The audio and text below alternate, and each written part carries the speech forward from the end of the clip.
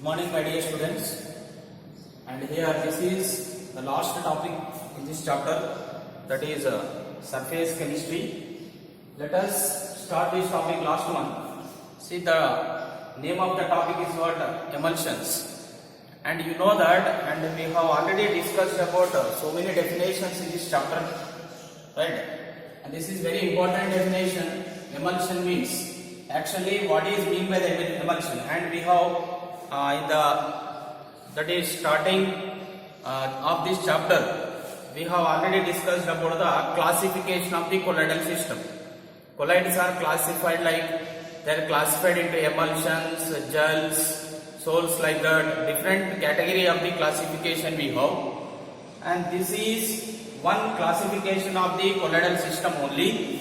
Emulsion means actually in emulsion both disperse phase and dispersion medium are in the liquid state. Disperse phase in a colloidal system in which both disperse phase and dispersion medium both are in the liquid state. That type of the colloidal system is called as what? Emulsion.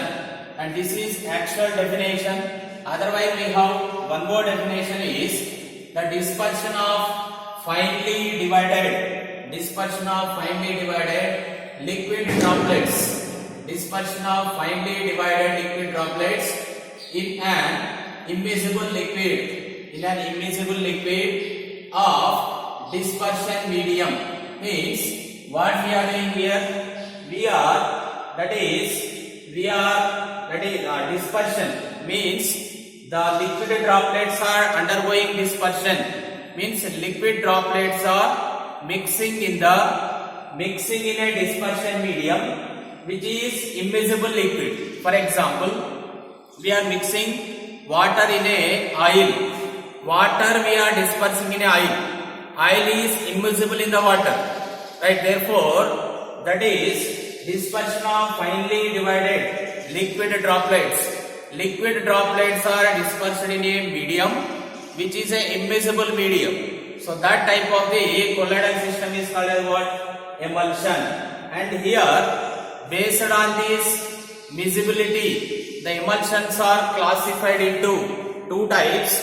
The first type of the emulsions they are classified into two types. That is oil in water type of emulsion. Second one, water in oil type of emulsion. There are two types of the classification of emulsion we have. The first one is oil in water type of emulsion. Second one is water in oil type of emulsion. Oil in water. First one, oil in the water. In this, oil is dispersing in the water. Oil is dispersing in the water. Therefore, oil is act as a disperse phase. In this type of the system, oil in water type of system, oil is a disperse phase, water is dispersion medium, because oil is dispersed in water. Therefore, oil is a disperse phase, water is dispersion medium. Example for this one is what? Milk, vanishing cream. So these are the example for the oil in water type of emulsion. Second one, water in oil. Water in oil. In this type of the system, water in oil type of the system, water is dispersed in the oil. Water is dispersed in the oil. Water is dispersed phase. Oil is dispersion medium, because the water is dispersed in oil. Therefore, water is a disperse phase. Oil is dispersion medium. Example for this type of system is what? Grease, cold creams, butter. All these comes under the example for water in oil type of system. And next one is emulsifying agent. Generally, emulsions are less stable. Therefore, to keep the emulsion stable, emulsions are less stable. To keep the emulsion stable, we are adding another agent. We are adding another third agent. Already here two are there, disperse phase and dispersion medium. Therefore, the third substance added to the emulsion to keep the emulsion stable.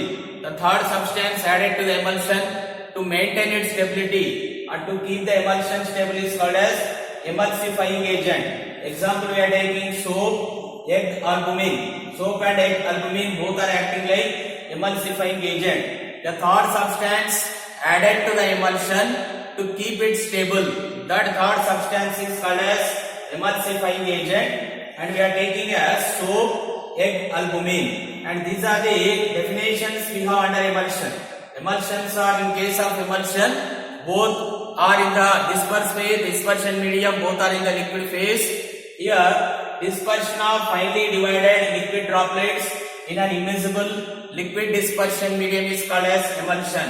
There are two types of the emulsion we have, oil in water and water in oil. Emulsifying agent means emulsions are less stable, therefore the third substance added to the emulsion to keep it stable. That third substance is called as emulsifying agent. And what are the applications of emulsion?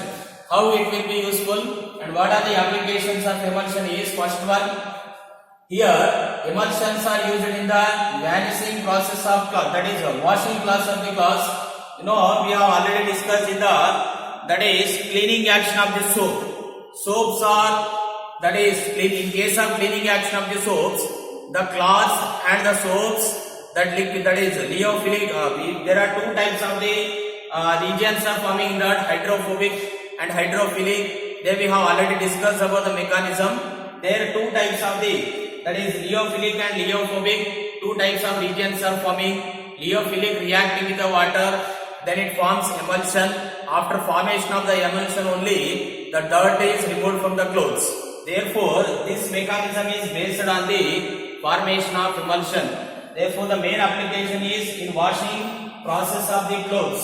So, we are using the emulsion. Second one, digestion of fats in the intestine. Digestion of the fats in the intestine also taking place by the formation of emulsion.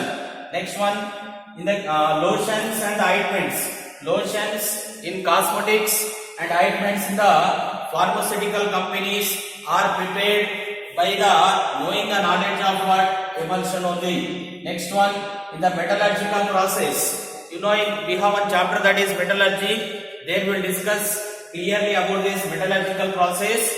But here one small definition we have, concentration of ore. Concentration of ore. What do you mean by the concentration of ore? You know that every metal is obtained in the form of ore only from the natural earth. For example, gold is coming in the form of ore. The gold will not come from the, that is from the natural earth in the pure form. It contains some impurities. That impurities are removed. The impurities are removed from the ore. That process is called as, the removal of impurities from the ore is called as concentration of ore. The concentration of the ore in the metallurgical process also done with the help of this emulsion only. So these are the four applications of emulsion. First one, washing process of cloths.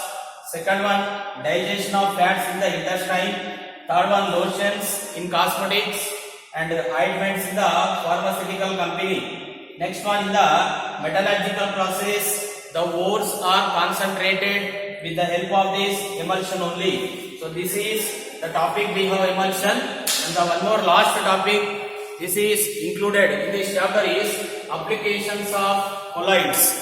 And what are the main applications? We have discussed in detail in this chapter about the colloids. But what are the main applications of colloid? How it will be useful to us? So let us see that. First one, this application is very important. This one, purification of the drinking water. You know that drinking water contains so many impurities, right? Actually, they contains hardness. So there are two types of the hardness present in the water: temporary hardness, permanent hardness. Temporary hardness is obtained due to the presence of calcium and magnesium bicarbonates, and permanent hardness is obtained due to the presence of calcium and magnesium chlorides and sulfates.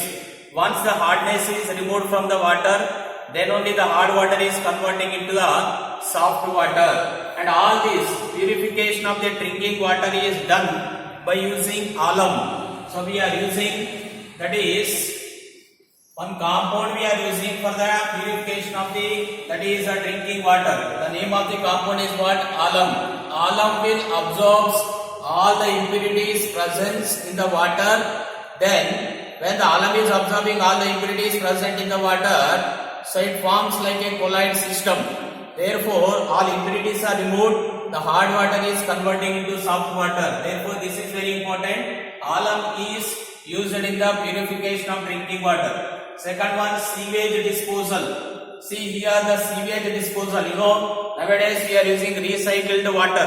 The recycled water means sewage water is again recycled and it can be used for some natural daily process. So that sewage disposal is also done with the help of the knowledge of this, that is colloids only. Next one, artificial rains. See, you know that nowadays the rainfall is day by day decreasing.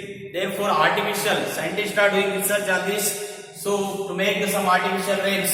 So, the artificial rain is also, that is, the process is done with the help of these colloids only. Next one more process we have in everyday life. The colloids are present in our daily life. For example, blood is one colloidal system, and next milk is also one of the colloidal system. Butter, cheese, all these are the example for the colloidal system only. Not only this, in medicines. Now only we have discussed here in the ointments, right? Ointments and the syrups, some they are prepared with the help of these colloids. Next, it is also used in the manufacture of some industrial products. The industrial products are paints, ink, and also rubber, plastics. So these manufacture of all these industrial products can be done with the help of this colloidal system. So these are the main applications of the colloids. First one, purification of drinking water. Second one, sewage disposal, artificial rains. In everyday life, we are using the colloids, and in medicine manufacture also we are using colloid. Industrial products, preparation or manufacture of the industrial products can be done with the help of colloids. With this, we have completed this chapter, that is surface chemistry. From the next class, so in the next session, we will start by the need and JW topics of the first unit, chemical kinetics. Once we revise the complete chapter, chemical kinetics, and every day we will solve some that is objective question in the chemical kinetics chapter. So this chapter is, with this topic, this chapter is completed.